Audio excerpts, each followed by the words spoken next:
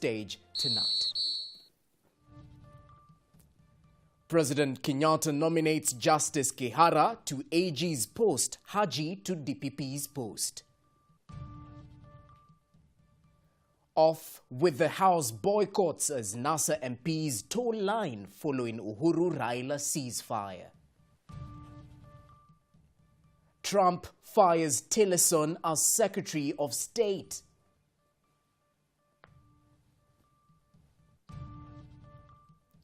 And in sports, prisons and pipeline through to semis in African Volleyball Championships.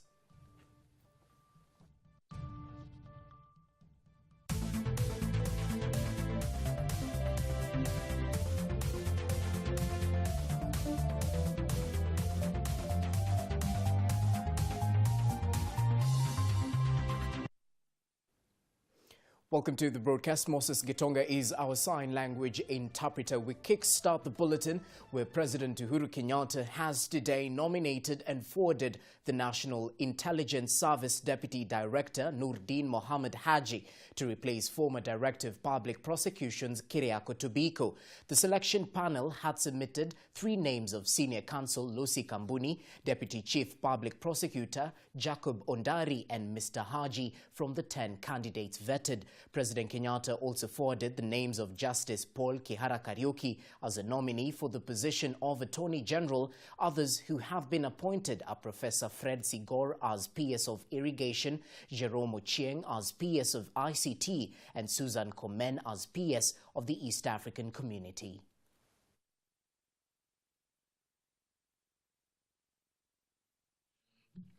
Of the constitutional and statutory requirements, I have today conveyed to the National Assembly for approval the following names: Justice Paul Kihara Kariuki as my nominee for the position of Attorney General. 2, Noordin Mohamed Haji as my nominee for the position of Director of Public Prosecution. Now, days after calling on politicians to shelve campaigns for the 2022 elections, Deputy President William Ruto heightened his own bid to get hold of the vote-rich Mount Kenya region by holding meetings with leaders from the region. The Deputy President on Tuesday met with several MPs from the vote-rich Meru and Nyandarua counties under the pretext of discussing development matters. This comes in the wake of appointment of former Meru Governor Peter Munya as the Cabinet Secretary for the East African Community and Northern Corridor Development Ministry. In Nyandarua, Ruto called on Kenyans to move on and think about development now that Uhuru and Raila have agreed to work together. I want to ask our brothers from across the country, this is not the time to say, I was consulted, I was not consulted, I was told, I did not know, I was not informed. This is the time to unify the country. I heard clearly the statement from the President and Honorable Raila yesterday, and it said division, ethnicity is going to end, and we are the people to bring it to an end, and it starts now. Wakenya tuache kelele ya siasa, tusikie kelele ya matrakta ya kijenga barabara, tusikie kelele ya matrakta ya kichimba dams na rigs zikichimba maji, watu wa Nyandarua wapate maji. Hayo ni majibu ya Mwenyezi Mungu ambayo anajibu wa Kristo wa Kenya ambao wamemuomba, wakasema wataki kelele ya siasa. Well, still on politics, the NASA top brass at the National Assembly has called off the House boycotts after their leader Raila Odinga and President Uhuru Kenyatta entered into a pact. Led by Minority Leader John Mbadi and Kakamega Senator Cleopa Malala, the legislators have said the Raila-Uhuru pact offers a solution to the long-standing wrangles between the opposition and the Jubilee parliamentary leadership. NASA members had vowed not to recognize Uhuru as president and resolved to boycott parliamentary activities, including passing crucial laws or vetting nominees for public office.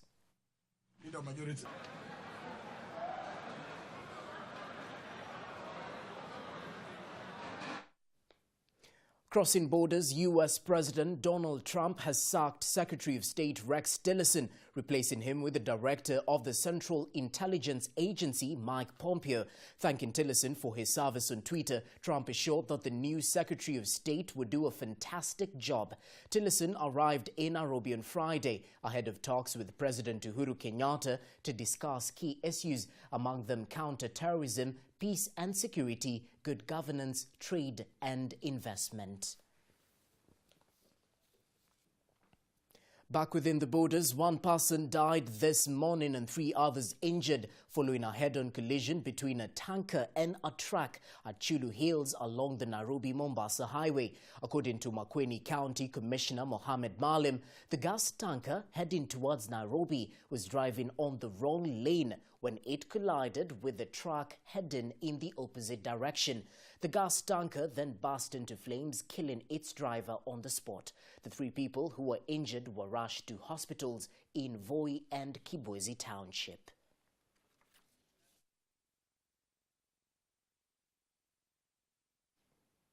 Well, Egypt is seeking Kenya's support for the chairmanship of the African Union after President Paul Kagame's term comes to an end next year. Egyptian President Abdel Fattah el-Sisi called on President Uhuru Kenyatta's support to secure the AU top position. In a special message delivered to President Uhuru Kenyatta by Egypt's Foreign Affairs Minister Sameh Shukri, Egypt reaffirmed its commitment to deepen cooperation with Kenya on bilateral and regional issues. The term of President Kagame, who took over from Guinea's President Alpha Conde as chair of the AU in January, will end in 2019.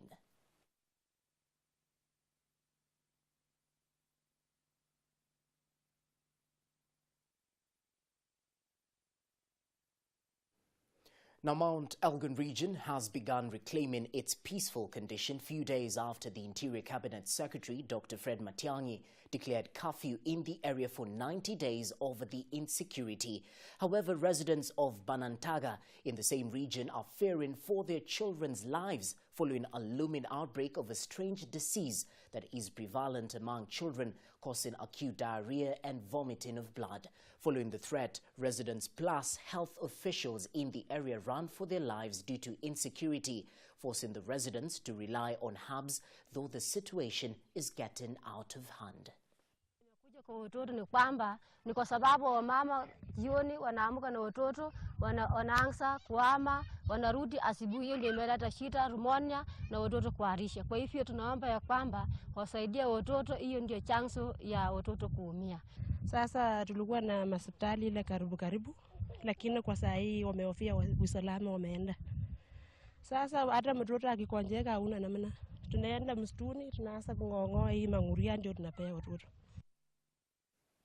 A crisis is looming between the national government and the Kilifi County government after the national government announced that it will surrender 10,000 acres of land of the Galana Kulalu irrigation project to a private owner by the end of this year.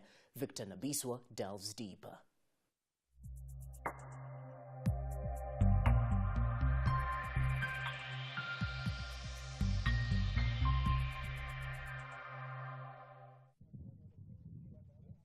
From a distance, you will be forgiven for thinking this is Turkana, one of the drought-stricken areas in the country. But this is a section of Galana Kulalu irrigation scheme. In 2014, the government initiated this project in the counties of Kilifi and Tana River, aiming at ensuring food security by subsidizing the price of maize flour in the country.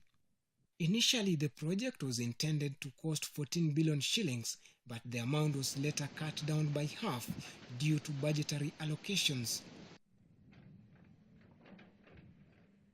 On the other side, construction of water pivot irrigation scheme still continues 4 years into the project.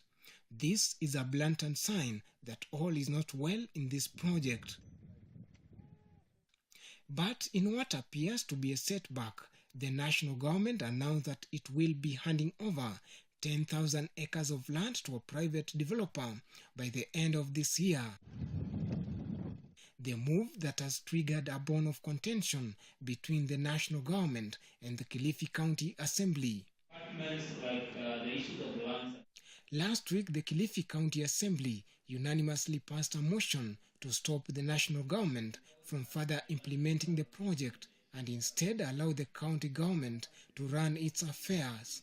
Waziri wa Agriculture pamoja na yule waziri wa ardhi watuletee ripoti kamili na waanze process ya kuhakikisha kwamba tumehusishwa kikamilifu katika utendaji kazi ama kuendeleza ile project ya Galana Kulalu.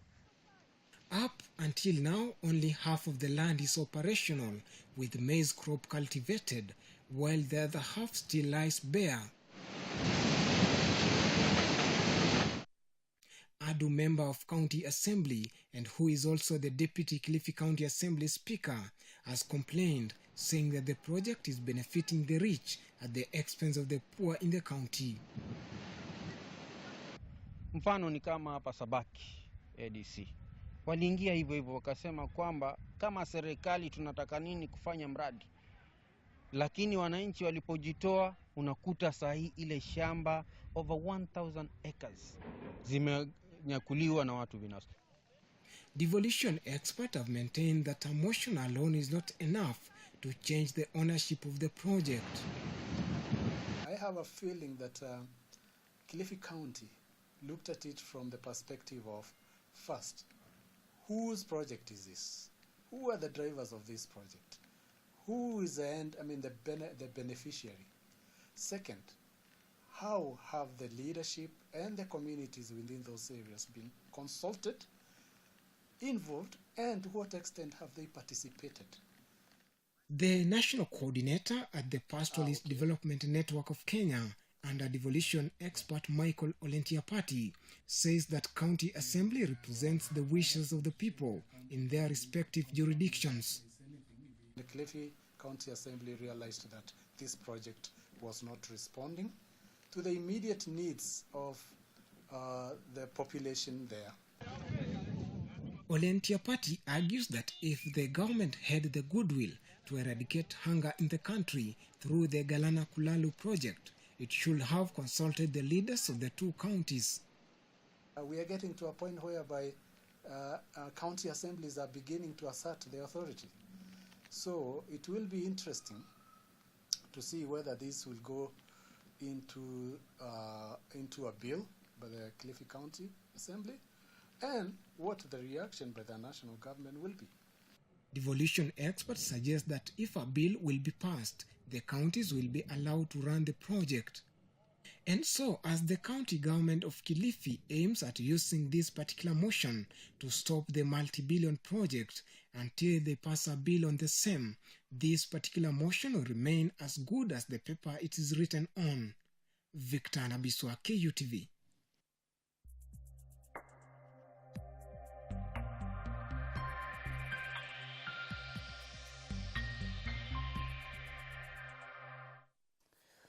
Well, that focus on devolution featured by Victor Nabiswa leads us to a short break right here in KUTV News at 8. We'll be back with more information for you. To stay with us.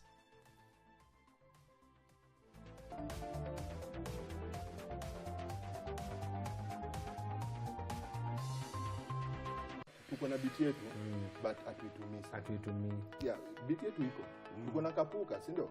Tuko na hata chakacha tuko nao. Mugithi, hizi ni biti za Kenya hizo. The only thing ni hatutaki kuwa na hiyo, hakuna mtu bold enough kusema mimi naenda kufanya mugithi professionally vizuri, produce vizuri na sere vizuri.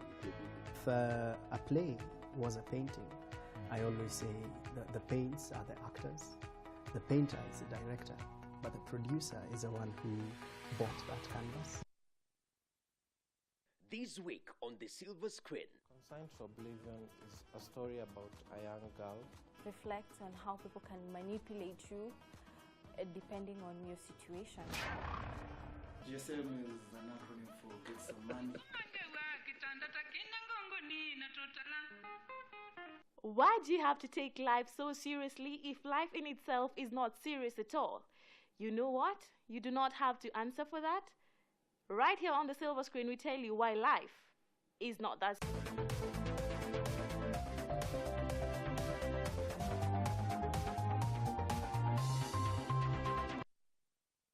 Well, thank you for staying with us. We continue with the broadcast. Now, the university's academic staff union, WASU, have today met with the Education Committee and Interpublic Universities Consultative Council Forum to discuss the WASU 2017 to 2021 CBA. The meeting comes a fortnight after the lecturers went on strike. Constantine Wasonga, the Secretary General of WASU, said that they are being taken round in circles over the CBA and the government has refused to give them a counter-offer. He also added that they are being discriminated over benefits like medical and housing schemes that other civil servants enjoy, hence hindering them from offering efficient services in their profession.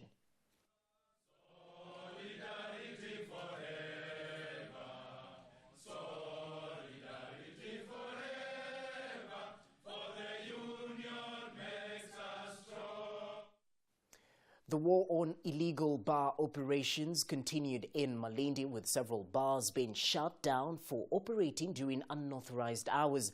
2 businessmen were also arrested during the crackdown. Both the bars were not only operating during the day but were also found in possession of gaming machines. Nakada Coast Region Manager, who led the operation with the other agencies, said their aim was to make sure there was compliance and the law is followed. Ya kupiga marufuku utumiaji mbaya wa pombe, especially hizi ambazo tunaziita pombe haramu. Na pombe haramu pia inahusisha pia uuzaji wa hizi wines and spirits ambazo pia tumeona kwamba utumiaji wako umekuwa wa hali ya juu sana siku hizi katika vijana. Vijana wengi sana wanapenda kutumia wines and spirits hapa katika eneo hili. Well, let's take a look at the latest from the counties, courtesy of our reporter, Rosemary Mwiti. The alternative providers for basic education and training APET officials say they are ready to implement the Ministry of Education guidelines. The guidelines aim at service providers supporting education in informal settlements in major towns. This is an extensive program that we are intending to do as a network, to make sure that all the institutions which are not registered, which do follow under that particular category, are brought on board, and so that they can be registered by the ministry.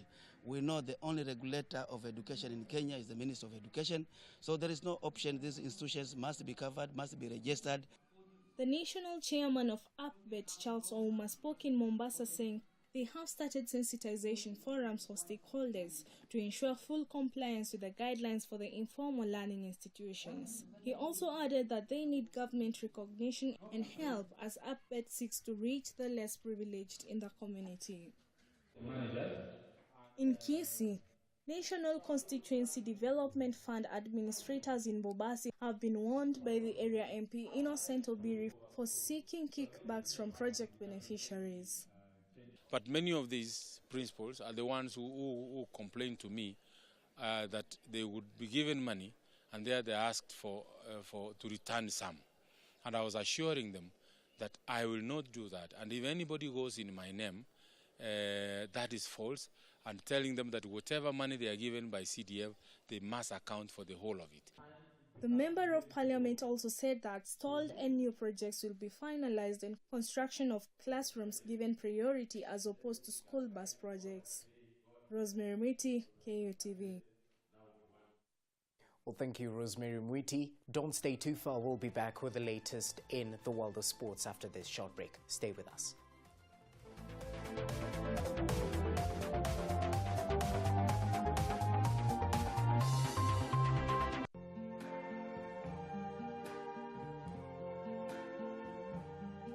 See trees of green.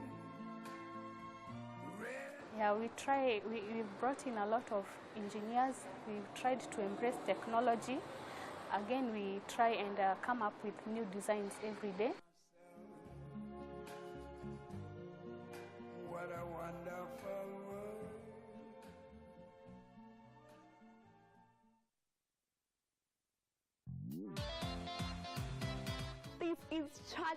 o'clock show. You're watching us live on KUTV.